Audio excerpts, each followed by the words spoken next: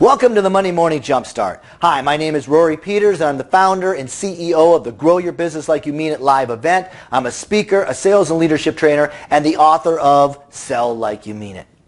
Now, I know last week I said that we are finished with the topic of setting goals, and we're going to move on to something new this week. I changed my mind.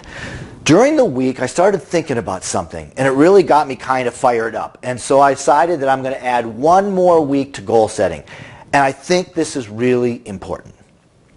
There is an acronym that is used when teaching goal setting that is a way of defining how you set your goal. And the acronym is SMART. S-M-A-R-T.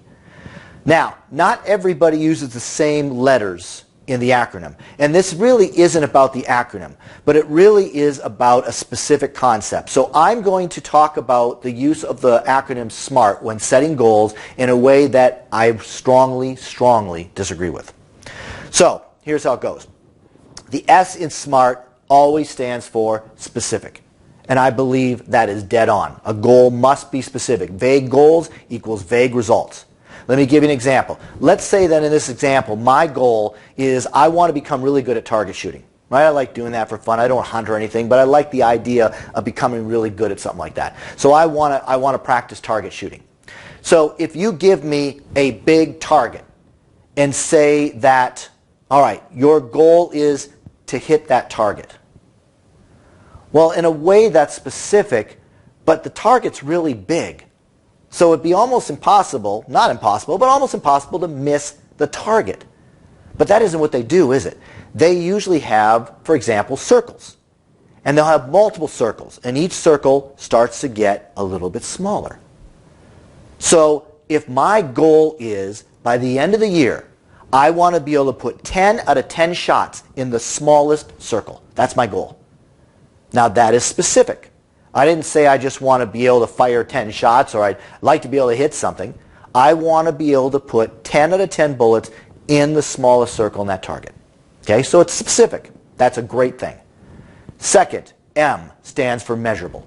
Again, your goal must be measurable. So how do I know? Well, the circles have lines. I can very easily see whether my bullet went inside the smallest circle or outside the smallest circle. It's very, very measurable, and that's an important thing when you're setting goals. So my goal is very specific, and it's very measurable.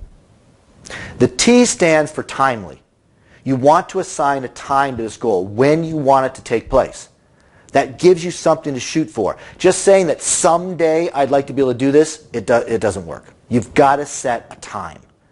Now, what happens if at the end of that time I don't accomplish my goal? No problem. Just reset another time.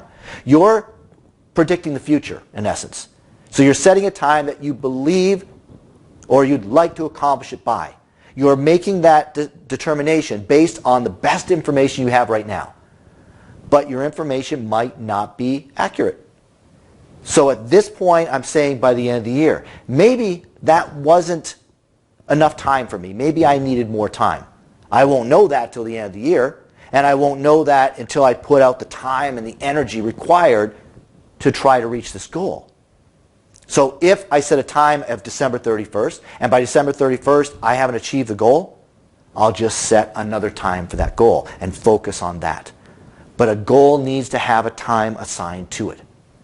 All right, here's where I have the problem. When SMART is used and the A and the R represent A for attainable and R for realistic. My problem is when people try to tell you that your goal is not attainable. It's not realistic. You can't be a professional musician. That's a 1 in a million shot. Be realistic. You'll never make it as a professional baseball player. Everybody and their dog wants to be a professional baseball player. It's just not realistic. Well, there's a whole bunch of people playing baseball, right? And there's a whole bunch of bass players in professional bands. Somebody has to do it. Somebody's able to hit that mark. So if they're able to hit it, I believe I can hit it too. Don't let anybody tell you that your goal is not realistic or not obtainable. I believe that just diminishes the goal. See, I think that any goal you set needs to be worthy of the effort you're going to have to make, the sacrifices you're going to have to make to reach that goal. And that goal's got to light you up. That's got to be something that when you think about that goal, you can't help but smile. I mean, it's such a cool thing. When you do this, it's going to be so cool. But if your goal, for example, is I make $50,000 and my goal is to make $51,000 next year, to go from 50 to 51, is that going to light you up? Are you going to be thinking, man, what am I going to do with that extra $1,000? No. But if you made $50,000 this year and you say to yourself, my goal next year is to make $70,000 or to double it, to make $100,000. Now that's something to light you up. That's something to make the chase, the effort, the sacrifice worth the effort. Now somebody may say to you, Rory, there's no way you can double your income. You can't do it. Based on what you're doing right now, based on the pay for your career, based on the things you know, you can't do it. Maybe, based on the career I have right now and the things I know right now, maybe that's true. But maybe part of the plan is to change my career, to learn things I don't know now, to develop skills I don't have right now, so that I am somebody who is capable of hitting that mark because I've learned what I need to learn, gained the skills I need to gain, changed the career I need to change in order to be able to make that kind of money. Let's take somebody, for example, that is a secretary. All right? So they're a secretary, they make X amount of dollars, and they decide that they want to make more money, and they're going to get into a career where they are computer or programmers. Right? They're going to be Oracle programmers. Okay.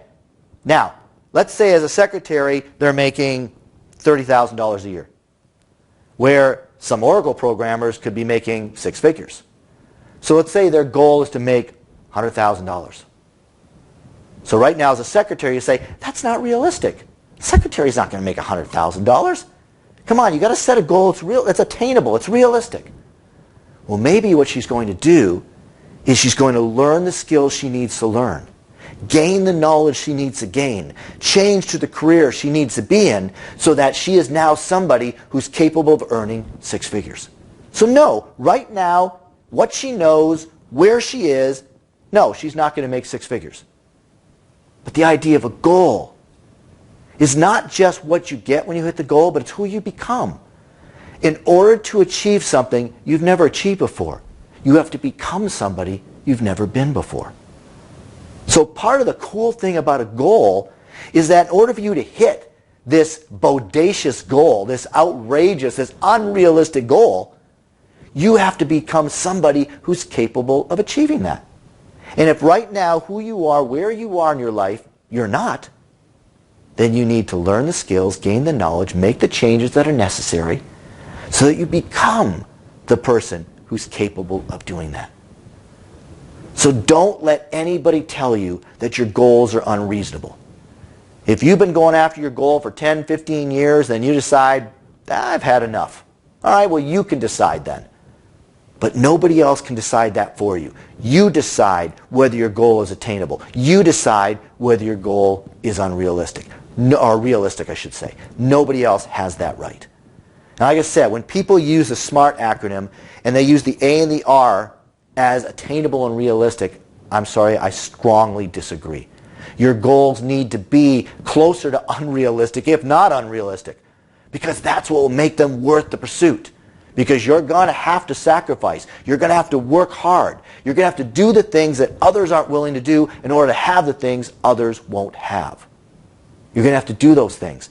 And you're only going to do them if that goal really gets you lit up. And that's something that really you think to yourself, this is so cool. Well, if that's the case, maybe right now it seems a little unrealistic.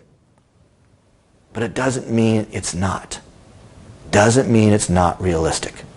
All right? So, do not allow anybody else to use that SMART acronym where the A is attainable and the R is realistic. Let them use other things for A and R that don't mean those things. All right? Relevant maybe or something like that. But don't allow anybody to tell you that your goals are not obtainable and they're not realistic. Only you get to decide that. Michelangelo said, the problem for most of us is not that we set our aim too high and miss the mark. It's that we set our aim too low and hit the mark. All right?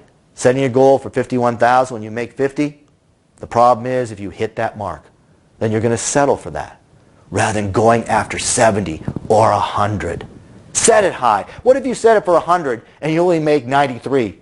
Do you think you're going to be pissed off? I don't think so. I think you're going to be very happy. Don't worry about realistic. Don't worry about attainable. Worry about what is it that you want that will really light you up, that will make you work hard, that make you sacrifice to do what needs to be done to hit that mark. That's the goal you want to set. All right, so now I think I'm done with goal setting, and next week we will move on to another topic. So once again, thank you for watching. Have a fantastic week, and we'll talk to you next Monday.